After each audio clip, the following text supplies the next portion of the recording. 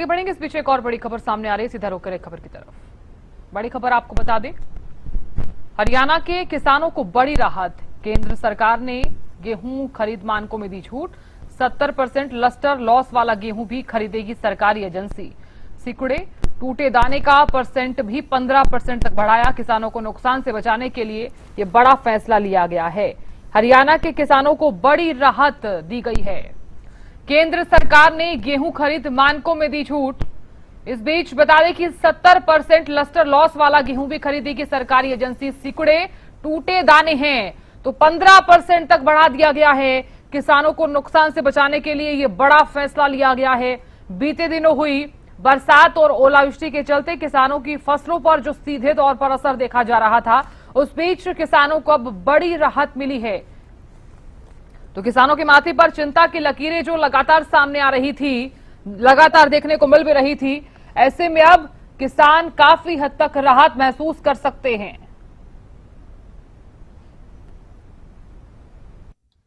अनाज मंडियों में गेहूं की सरकारी खरीद हुए एक पखवाड़ा हो चुका है। अब तक करनाल जिले की बात करें तो 5 लाख मीट्रिक टन से ज्यादा गेहूं की आवक हुई है।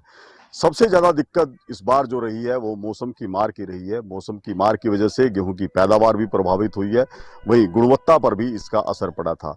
गेहूं की फसल में लस्टर लॉस के कारण जो है खरीद एजेंसियां ऐसा गेहूं खरीदने में गुरेज कर रही, जिससे आढ़ती भी परेशान थे और किसान भी परेशान थे। लेकिन अब सरकार ने किसान हित में एक बड़ा फैसला लिया है और लस्टर लॉस को लेकर और खराब दाने को लेकर कुछ नियमों में परिवर्तन दी है या कहीं ढील दी गई है, जिससे अब मंडी व्यवस्था पुनः जो है पटरी पर लौटने की उम्मीद जताई जा रही है। मेरे साथ मंडी एसोसिएशन के अध्यक्ष है जय भगवान गोयल जी, उनसे बात कर लेते हैं।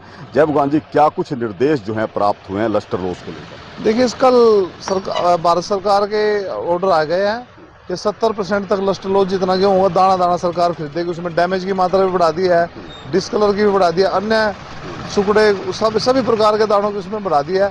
अब जिस प्रकार की सरकार के मांग आई है उसके अनुरूप गेहूं आ रहा है और सरकार ने आज आश्वस्त कर दिया, अधिकारियों से मेरी बात हुई है कि आज की डेट में दाना दाना परचेज गेहूं का कर लेंगे, जो पेंडिंग पड़ा था कई दिनों से सिर्फ लस्टर लॉस के चक्कर में। तो परचेज के लिए तो सरकार के अधिकारियों ने बोल दिया हम दाना दाना आज परचेज कर लेंगे फुल।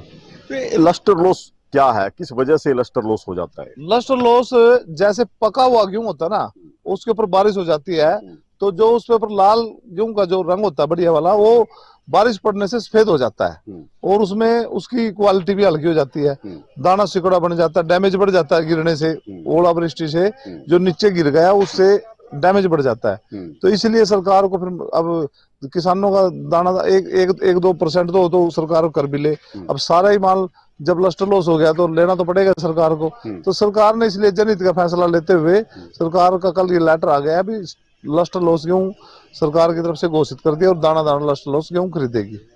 तो बिल्कुल देखिए, सरकार की तरफ से किसान हित में ये बड़ा फैसला लिया गया है कि बरसात की वजह से लस्टर लॉस की जो समस्या थी उसका समाधान करते हुए सरकार ने अब ये ऐलान कर दिया है, पत्र जारी कर दिया मंडियों में कि 70% लस्टर लॉस का गेहूं भी जो है वो खरीदने के लिए खरीद एजेंसियां तैयार है। इसके साथ साथ जो काला दाना होता है गेहूं में या जो सिकुड़ा हुआ दाना है उसकी भी जो मात्रा है वो 15% तक बढ़ा दिया। इससे किसान को सीधे रूप से फायदा मिलेगा। यानी कि ये कहे कि जो गतिरोध अब तक देखने को मिल रहा था कि खरीद एजेंसियां उतनी तेजी के साथ गेहूं नहीं खरीद रही थी, क्योंकि उनके अंदर भी कहीं ना कहीं ये डर था कि कहीं ये गेहूं बाद में जो है खाद्य विभाग की तरफ से रिजेक्ट ना कर दिया जाए। उसको देखते हुए अब बड़ी रियायत जो है सरकार ने किसानों को दी है और इससे